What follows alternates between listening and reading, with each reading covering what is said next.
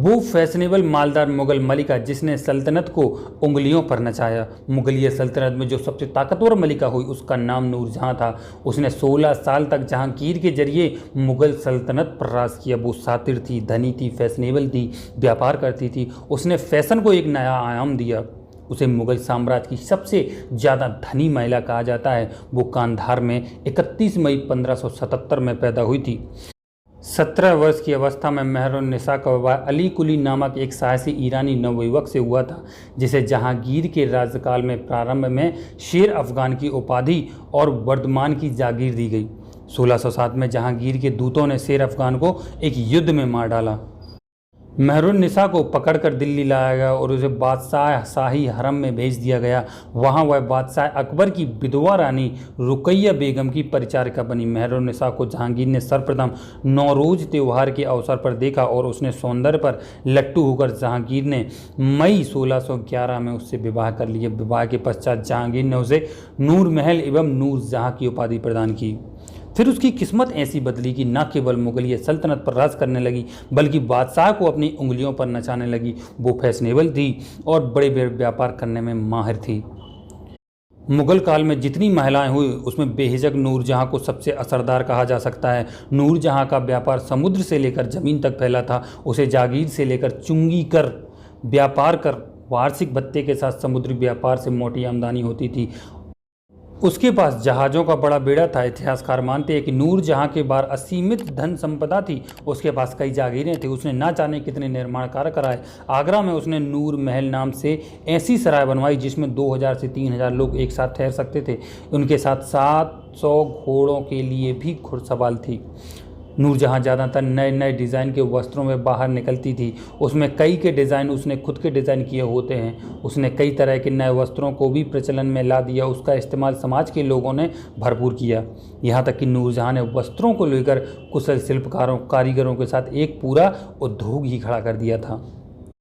मुगल बादशाह अकबर के बेटे जहांगीर की 20वीं बेगम मेहरुन्निसा उर्फ नूरजहां खूबसूरत होने के साथ साथ बहुत काबिल महिला थी। नूरजहां की काबिलियत का अंदाज़ा इसी बात से लगाया जा सकता है कि उसने 16 साल तक जहांगीर के नाम से हिंदुस्तान की गद्दी संभाली। वह पहली मुगल बेगम थी जिसके नाम से सिक्के गढ़वाए गए और शाही फरमान जारी हुए। इतिहासकार लिखते हैं कि यह बहुत ही साहसी महिला थी। वहीं नूरजहां ऐसी शातिर शासिका थी, उसने सल्तनत के लिए भाइयों को ही आपस में लड़वा दिया। कहा जाता है कि उसने अपनी बेटी को मल्लिकाए हिंदुस्तान बनाने के लिए मुगलों को सियासत की बिसात पर मोहरों की तरह इस्तेमाल किया। हालांकि उसकी ये इच्छा उसके अपने भाई असफ खान की वजह से पूरी नहीं हो पाई। मेहरुन्निसा के पति गियास बेग ईरान में गरीबी से जूझ रहे थे। एक दिन उन्होंने अकबर के दरबार में शरण पाने की उम्मीद के साथ अपनी बेगम और 2 बेटों के साथ हिंदुस्तान की ओर रुख किया। इसी दौरान 31 मई 1577 को कांधार में उनकी बीवी ने एक बच्ची को जन्म दिया। माली हालत खराब होने के कारण गियास बेग ने उसे छोड़कर आगे बढ़ने वाले थे। तभी एक व्यक्ति ने गियास बेग को बेटी को साथ रखने की सलाह दी, जिसे उन्होंने मान लिया। भारत पहुंचने पर गियास बेग को अकबर के दरबार में नौकरी मिल गई। इतिहासकार और लेखिका रूबी लाल अपनी किताब empress the astonishing reign of Nur Jahan में लिखती हैं कि बड़ी होने पर खूबसूरत मेहरुन्निसा की पहली शादी 1594 में मुगल सरकार के एक पूर्व सिख सरकारी अधिकारी से हुई। इसके बाद वो बंगाल चली गई। वो उस समय पूर्वी भारत पर संपन्न राज्य था। वहीं उन्होंने अपनी इकलौती संतान को जन्म दिया। रूबीलाल लिखती हैं कि बाद में नूरजहां के पति पर जहांगीर के खिलाफ षड्यंत्र रचने का आरोप लगे। तब जहांगीर ने बंगाल के गवर्नर को नूरजहां के पति को आगरा में अपने शाही दरबार में लाने का आदेश दिया, लेकिन नूरजहां के पति गवर्नर के आदमियों के साथ युद्ध में मारे गए। पति की मौत के बाद विधवा नूरजहां को जहांगीर के महल में शरण दी गई। उसके बाद 15 मई 1611 को नूरजहां और जहांगीर की शादी हो गई। इस तरह नूरजहां जहांगीर की 20वीं और आखिरी बेगम बनी। उसने उसे नूरजहां का खिताब दिया। 1616 में हिंदुस्तान आए ब्रिटिश अफसर थॉमस रो ने जहांगीर के शासनकाल को 3 साल तक करीब से देखा है। उनके मुताबिक नूरजहां उस दौर की सबसे ताकतवर शख्सियत थी। कुछ इतिहासकार मानते हैं कि 1620 के आसपास जहांगीर शराब और अफीम की लत में चलते दमे का रोगी हो गया था। इस वजह से उसने सल्तनत की बागडोर नूरजहां को सौंप दी थी। हालांकि रूबी लाल इससे इत्तेफाक नहीं रखती। वह लिखती हैं कि नूरजहां और जहांगीर एक दूसरे के पूरक थे। जहांगीर अपनी बेगम की तरक्की और बढ़ते प्रभाव से कभी असहज नहीं हुआ। जहांगीर से शादी के कुछ ही वक्त बाद नूरजहां ने अपना पहला शाही फरमान जारी किया, जिसमें कर्मचारियों की ज़मीन की सुरक्षा की बात कही गई थी। इस फरमान पर उसके ही दस्तखत थे नूरजहां बादशाह बेगम। इससे पता चलता है कि नूरजहां की ताकत कैसे बढ़ रही थी। कुछ इतिहासकार लिखते हैं कि मल्लिका ये हिंदुस्तान बनने के 1 साल बाद उसने मुग़लों और अपने पिता गियास बेग के ख़ानदान के बीच रिश्ते मजबूत करने के लिए 1612 में अपने भाई असफ खान की बेटी अर्जुमंद बानो उर्फ मुमताज़ महल का निकाह शाहजहां से करवाया।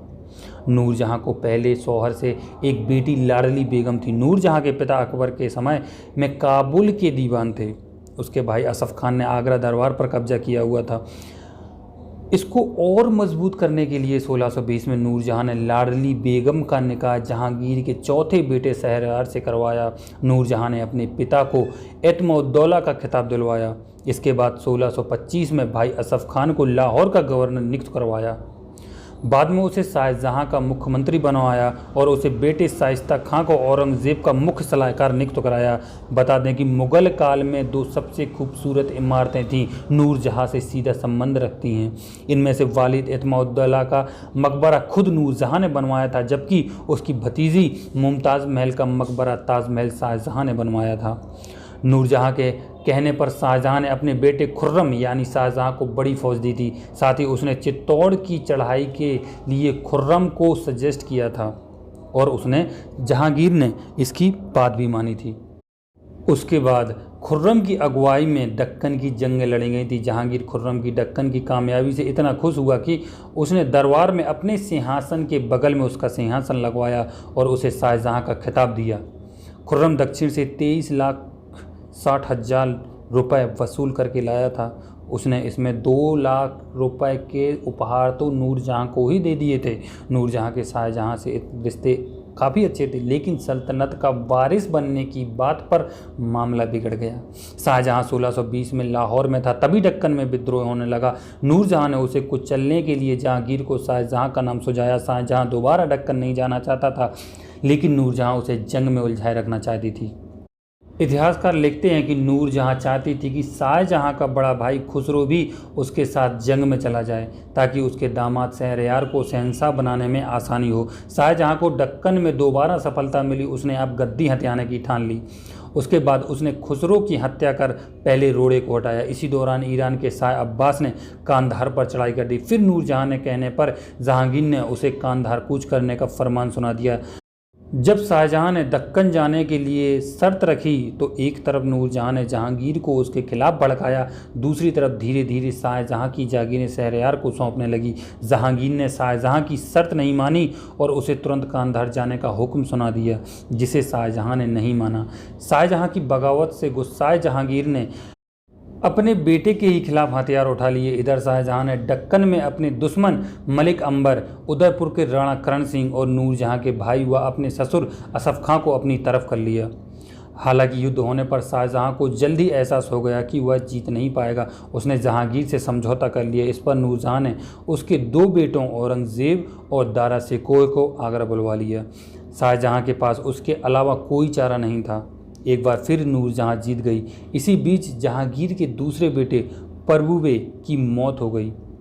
नूरजहां अब निश्चिंत थी कि शहरयार के बादशाह बनने के सारे रोड़े हट गए, लेकिन किस्मत को कुछ और ही मंजूर था।